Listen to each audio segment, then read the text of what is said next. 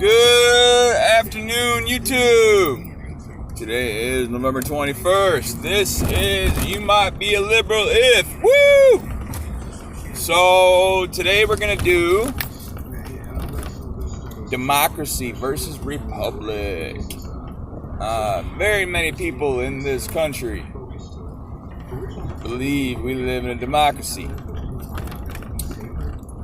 But we do not. We have some democratic values in our country, but we do not live in a democracy. Democracy, majority rules, and that's it. So that wouldn't be too great, actually. We have rules and regulations to restrict majority rule with democratic values. So anyways, you might be a liberal if you believe we live in a democracy. This is not 100% true. It's only like 93% true. So I bet you, I'm going to bet 95% of Democrats believe we live in a democracy, or liberals believe we live in a democracy.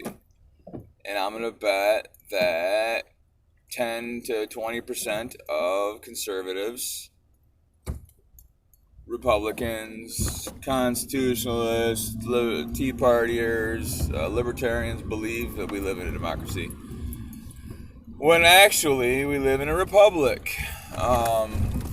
We have this thing called the Electoral College, which limits the amount of votes per state, rather than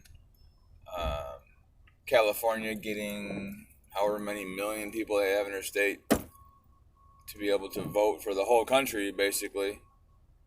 So you have areas of the country that are predominantly Democrat and areas of the country that are predominantly conservative.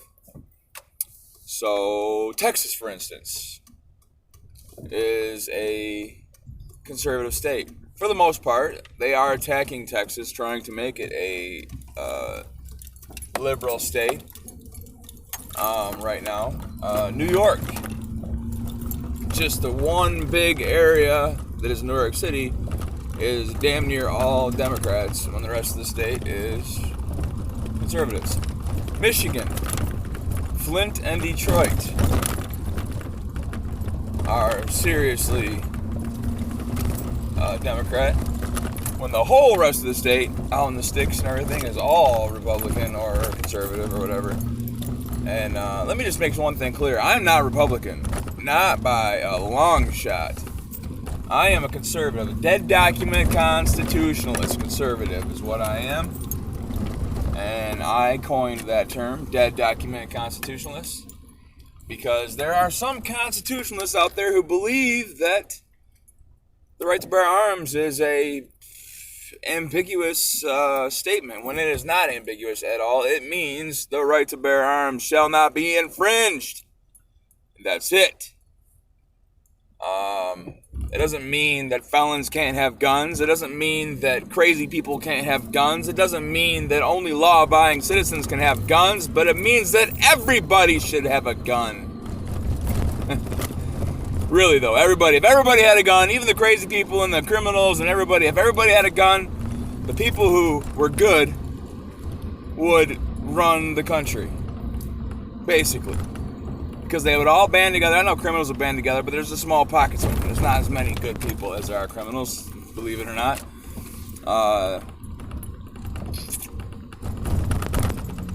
There are a ton of bad people in this country, don't get me wrong, but if everybody had guns, and limiting the guns is really messed up.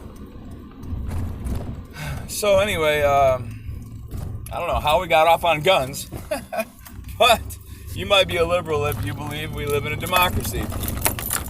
It's the subject of this video, and it's true. It really is. We live in a republic. So I was on the Electoral College thing, and we regulate this so that the small little states who are completely Democrats, or the small little states who are completely Republicans, can't have a swinging vote for the whole country. Um, that's plain and simple. The reason why you have certain people in, the amount of people in the Electoral College is a representative of the amount of people in that state, or the size of that state. I can't remember if it's people or size. I'm assuming it's people. Should be size. That'd be the best way to go.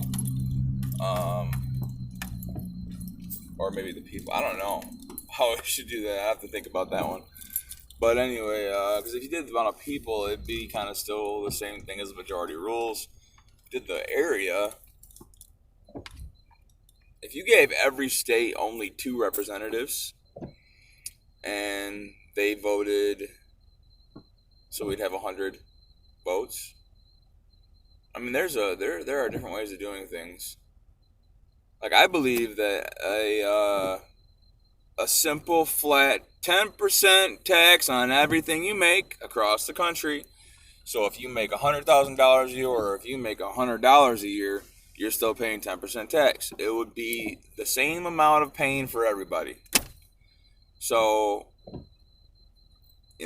just because you have kids doesn't mean you get less taxes. Just because you don't have kids doesn't mean you're paying more taxes. Just because you have 15 cars and a business and a house and all these things and you bought this much food doesn't matter, because you're still going to pay 10%. Don't buy so much food, or whatever. That would be the way to go. So anyways, we got off on some really, really wild digressions in this video. Anyway, God bless you. God bless America. Remember, you might be a liberal if you think we live in a democracy.